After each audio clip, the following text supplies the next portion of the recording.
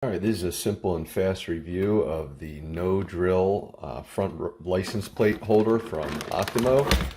Just going to show you the box. Obviously comes very well secured, and I'm just taking out the pieces here for you, so I'm going to do that. All right, so as we dig into this here, what I really want to show is obviously you have your main frame, pretty sturdy, metal alloy, great great little piece. Obviously the accompanying pieces and parts, some stickum to make sure that there's no, to put it on the back, and I guess to keep it from scratching your paint. But the main piece, which is going to be this, is going to be the one that hooks up to the front of the vehicle. Right here, it's going to hook up into the vent areas, and then adjustable knob, and then of course a key to lock it in place. So that's kind of nice.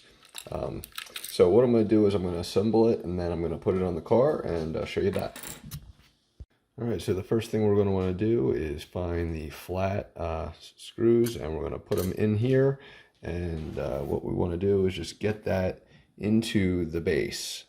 So there's 4 slots on the base, as you can see, 4 slots here. What you do want to do is make sure that the higher part of the plate holder is up and extended beyond, so that you still have access to the knob. You do not want to turn it around.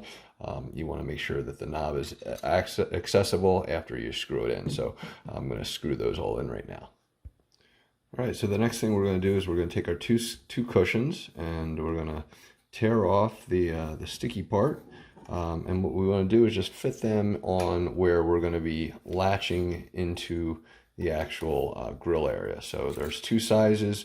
We're going to put the small one on this side and the big one on that side. So again, as you see it here, it'll look like so.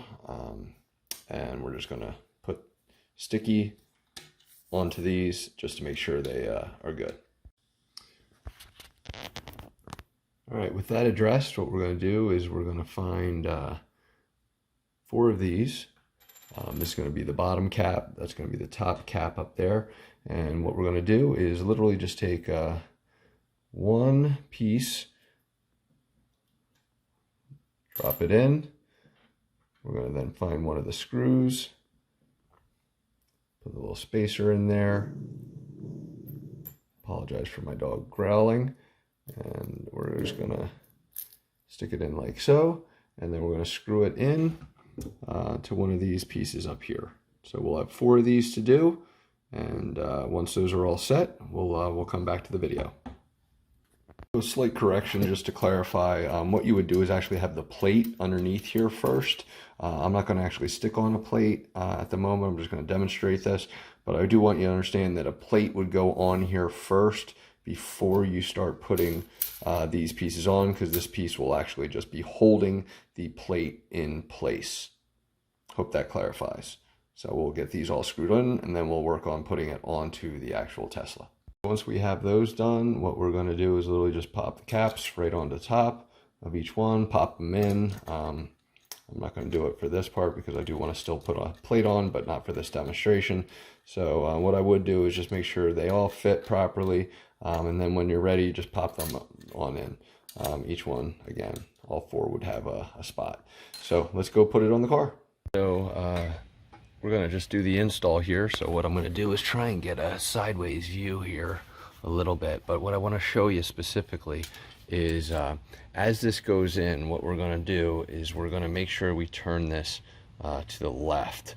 The left part is going to actually raise the top, which will then work as a clamp to keep it in place. So I'm going to just shift it down here, just change my camera a little bit. All right, tighten it back up just so that it's a good fit to start. And what we want to do is, again, get in there in a good spot. So you'll have to forgive me, because I want to make sure it's in properly. So I'm just going to pause this. All right, so I'm hoping you can see this okay. So what we're going to do is we got it in, and we're just going to turn again left until it tightens. And then what you'll see is obviously that it's on there pretty good. And then we're going to just turn the key. Oh, it's not on that good, so let's just continue tightening.